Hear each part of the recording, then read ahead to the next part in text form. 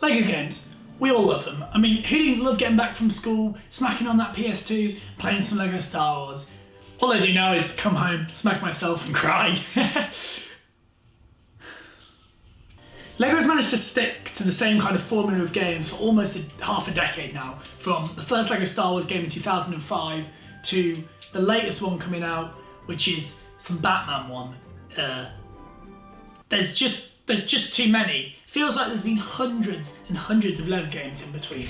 I mean, you've got Lego Indiana Jones, Lego Star Wars, Lego Incredibles. Gonna have to look at my list because there's so many. Lego Marvel Avengers, Lego Batman, Lego Lego. So many Lego games. Too many Lego games. Can we stop with the Lego games now, please? But there's one game that many people don't really talk about. It's one that's shrouded in mysteriousness. It's called Lego Universe. Lego Universe was a Lego MMO that ran from 2010 to 2012. It had a very short lifespan and it didn't really perform that well, so not many people really know about it.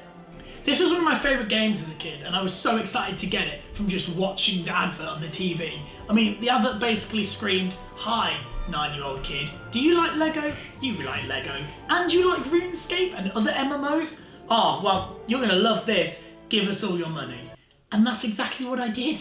This game takes place in a world where everyone's a Lego minifigure and 4 heroes set out to find the last essence of imagination.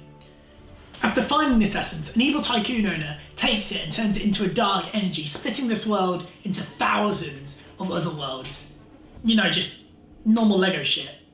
And then you get thrown into the game. You start off by creating your own minifigure, which is such a cool way to start.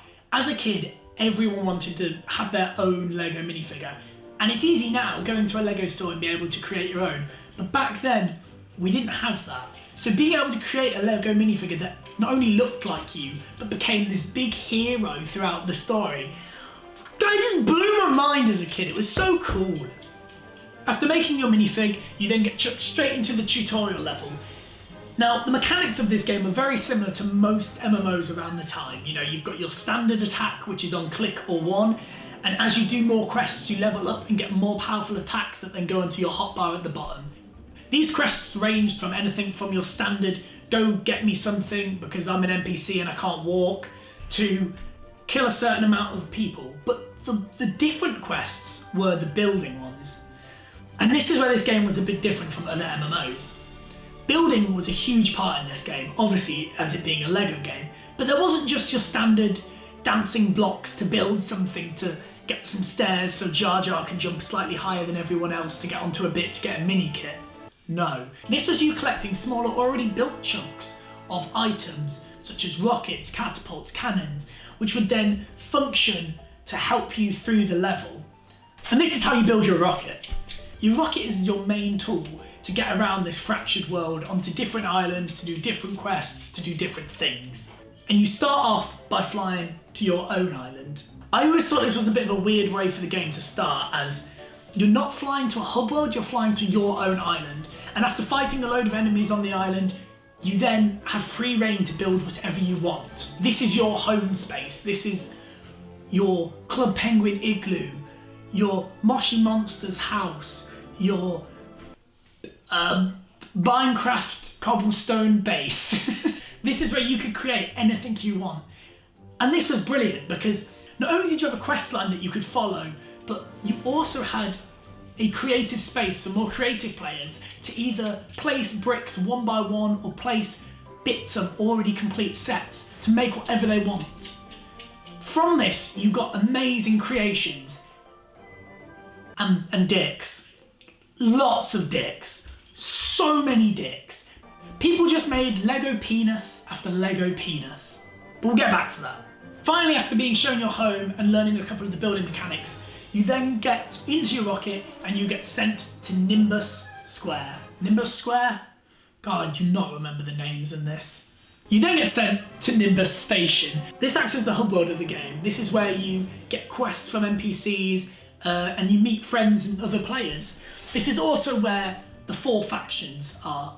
In this station, you have the 4 shops, and depending on what class you are, depends on which shop you go to upgrade your weapons, your armour, and your abilities. Now, the classes in this game were brilliant. And despite there only being 4 classes in this game, all of them felt unique. You've got the Knight, who, as you get more powerful, you become more of a tank to help your team. You've got the Adventurers, who are a bit like the hunters of the game.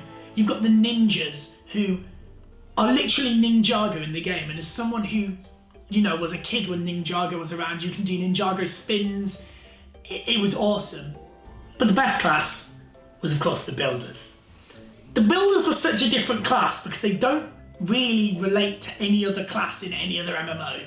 They were just there as guys who were almost like master builders. You were a Lego minifig with 4 robot arms strapped to your back to help you build faster. And the more powerful you got, the more cool building tech you got and the more robot you became. As a kid, I just went, oh my god, robots, robot arms, why wouldn't you pick this guy? What kid goes into this game, looked at the Adventurer and went, I want to be him, not the cool robot man or the ninja. It just doesn't happen. Everyone was a builder. So many people were builders. It was definitely the biggest class. It felt like they designed the builder to sell the game and then kind of just shoved the other classes away. But the builder was awesome. I had so many amazing memories in this game, you know, from fighting big boss dragons with what felt like thousands of other people, just talking to my friends in the plaza, doing quests, building my own home up out of Lego. It was just amazing. But what happened to the game? Well, in January 2012, it closed down. Now, the reason I found the most evidence for is just before the game got shut down, Lego went through a restructure on their directors board.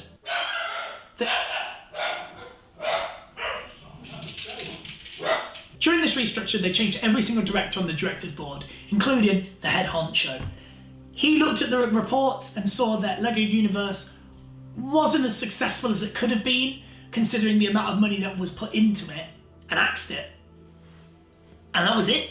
There could have been lots of factors into why it wasn't as successful as Lego wanted it to be. But the main thing was there wasn't as many players as they wanted.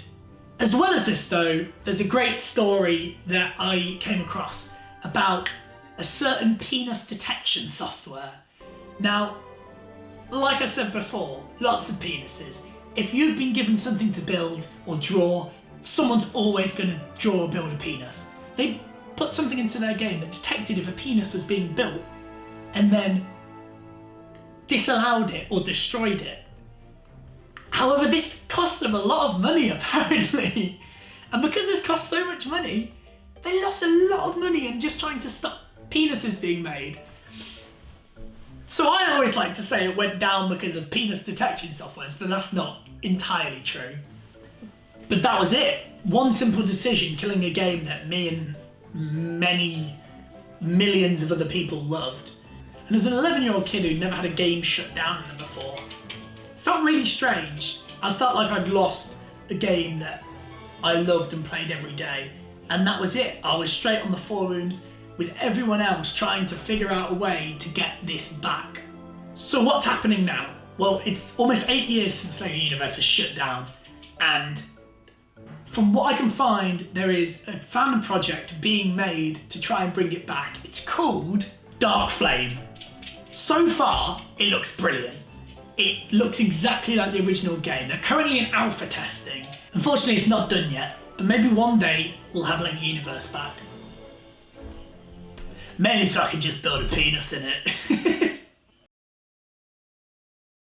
I recommend you go check out the fan project, which will be in the link in the description. I will link a playthrough that I've taken all the footage from this because obviously the game's not up anymore, so I had to get some old playthrough footage. And I'll link an interview with one of the lead programmers in the game that I found recently that is very interesting. But yeah, thank you very much for watching. I hope you enjoyed. This was a different kind of video, but because I'm in self-isolation, I thought I'd do something a little bit different. So there you go. Well, thanks for watching, and I'll see you soon. Okay, bye.